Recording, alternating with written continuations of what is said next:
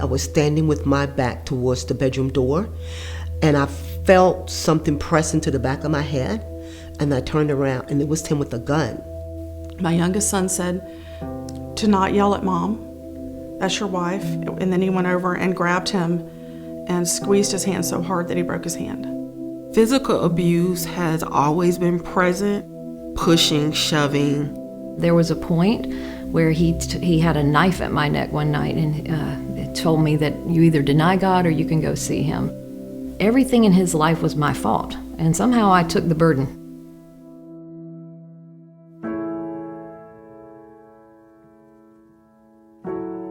My marriage was controlling. I could never be by myself with anybody, even with my family. And so I kind of like went along with the program, even though I didn't like it. And that's the way it was for 23 years of our marriage. My marriage, from the outside looking in, I believe that it looked normal. However, for me, the inside looking out, I felt disconnected, and the abuse kept me isolated. I have been married for 26 years. I've always been married to a minister. I would say that the marriage was very strained. There was not an opportunity for me to have freedom of speech. We got married after 8 years of dating. He became angrier and angrier. He had graduated from college and hadn't been able to find the job that he thought he should have. So he started getting angry at God.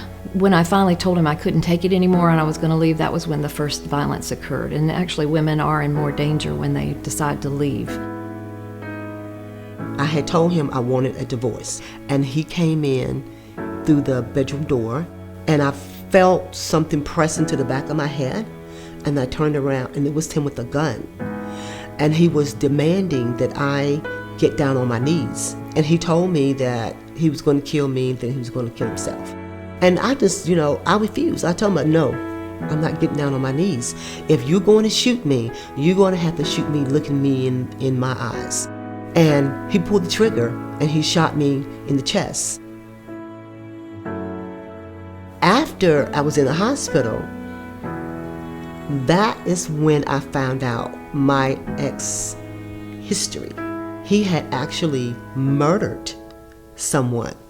I was shocked. I'm like, how in the world was he able to keep this hidden? I tried talking to fellow ministers' wives. However, I don't think that they got what I was trying to express. I was dealing with a lot of control and manipulation, and so basic one-on-one marriage counseling or suggestions don't work. I couldn't find anybody who understood domestic violence.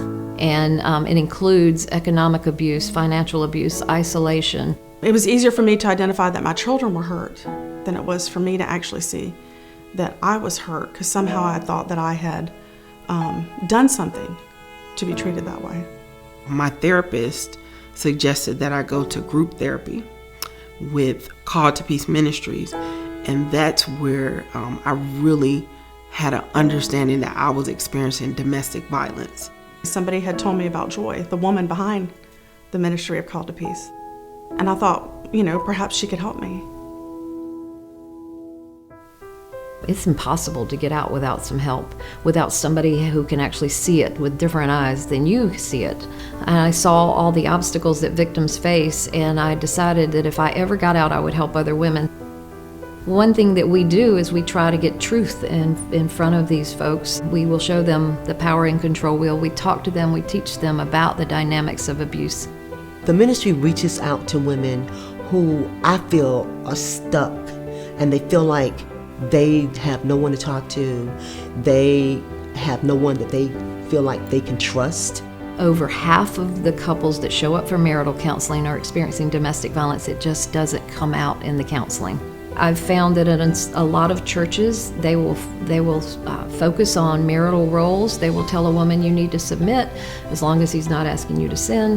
One of the biggest benefits Called to Peace can bring to churches and pastors is education about the issues of abuse.